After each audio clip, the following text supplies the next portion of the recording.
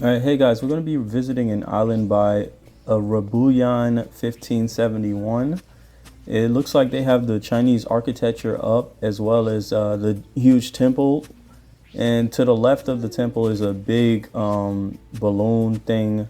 It's just like the last island we visited. It seems to be a favoring spot to put these two items there. I've seen those two items on this map multiple times, on this part of the map. This map seems random, like there's a lot going on. A lot of statues. It almost looks like a huge yard sale. And when you go over to the beach right here, they have some nice lantern action, but it looks like the surfboards are there. It's the same kind of setup I had, where it just makes more sense to just put the the surfing stuff onto the beach, and like some kind of comforting, like the table right there. And then you have the golden statues, the cliche golden statues up on the cliffside. Those help jump your island score up a lot, which is why a lot of people have a high satisfaction rate or whatever, is because they kind of oversaturate their island with these golden statues. So in this game, you'll often see golden statues spammed vastly upon everyone's islands. And when we head up here by the lighthouse, we have a couple of buses, which I think is unique. I've never seen any buses used up in this section. And there's the cliche statues for the point boost. And then it looks like this is where he stores all his hardware, the things that help boost your island's, gains, like more vegetation, more chicken eggs and such, more wood, more stones. He has it all set up in one location, and I started off the same way. I used to do the same thing. I had one designated spot on my island for housing, one designated spot for this, all my resources, and it wasn't until I traveled and went around to other maps that I realized that I can use these resources as decoration. And I applied that to my skill palette. I learned a lot of things from going to maps. I learned that when you actually, like, for instance, not put your property onto the road, your customers will not stop for it. So you can have a beautiful looking city, but at the same time, you can like have people actually walking from location to location rather than staying in one spot for the whole time. Okay, so they don't use any flooring. The ground looks really odd. I like that. That's attention to detail. The sewer pipe thing. But yeah, I'm not a fan of no flooring. I think it messes up the map a little bit unless you have different kind of look going on. Up here, they just have one house, a fountain. It looks like everywhere else. It's a consistent design, kind of like a yard sale. It's like just things outside for the sake of being outside.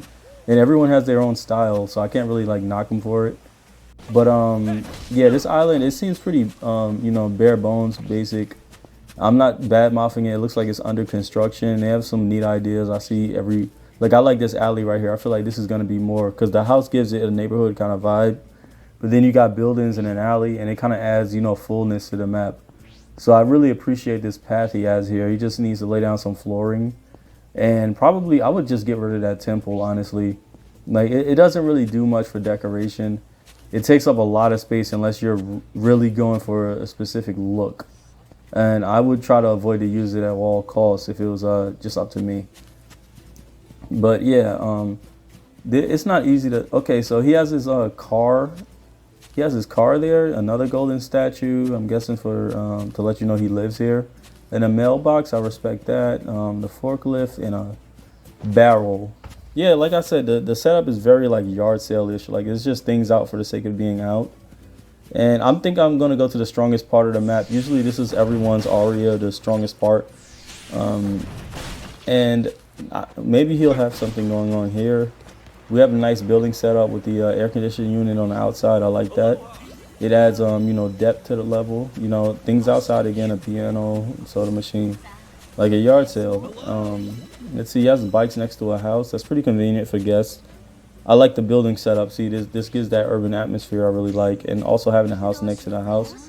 It's a nice, suburban / urban feeling. And look, an alley right here. I really like that. I really appreciate alleyways. Alleyways just is pretty much a accessory added onto your city. Like, not only do we look good, but we also have little passages here and there. It kind of adds like story to your map, where people could just conjure up ideas. What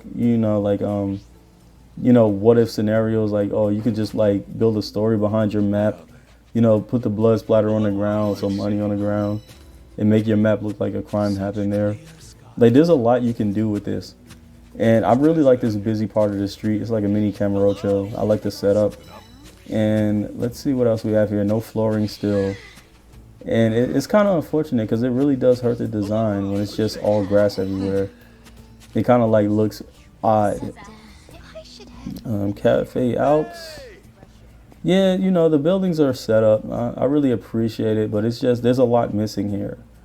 And I guess this map looks like it's under construction. There's some things he can do that can fix it.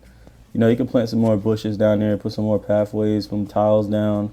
Make the map just look a little fuller. But yeah, I'm not really feeling this map that much. I don't think it's much to offer. I think there's a lot that can be changed that can make this map a lot better. Like, I see he has a red light district going on. He has the limousine with the pimp shops and all that. And I understand the concept, but it's just not executed fully. It's like an incomplete test or something. Like, it's not quite done yet. So I can't really, you know, rag on him for this. And he still has the back alleys, which I personally like. I think he can do something with this right here. But it's just unfortunate that it's just unfinished. You know, everyone has lives. Everyone has things they want to do. You know, the Dondoko Island does take up a lot of time. Maybe he just wants to beat the game. Who knows? I just hope that if I do run into this player again, that their map looks a little better in the future. And I think they have the potential to do so. They seem to care, you know, to some extent. You got flowers on the outside. Like, they seem to care. So I'm not going to hold that much against them. It's just that, you know, I know they can do a lot better. So I guess this is just a setup what to avoid when you're making Dondoko Island. I personally think you should work on one piece of it at a time instead of trying to spread out all over, because then you could get, you know, a little scatterbrained and lost. And then your island can end up feeling random. I know people can put stuff down for money, you know, faster money, but I don't know. I think it'll be better if you go at a slower pace. That way you can master the design of your map and move from area to area as you see fit. That way everything looks nice and, you know, uniform. But yeah, I think that's it for this tour. It was a fun little, you know, look around, but this is just episode 2. I'm gonna work on episode 3, try to find some more interesting islands to share with you guys. Well, thank you guys for watching, and I'll see you next time. Take care.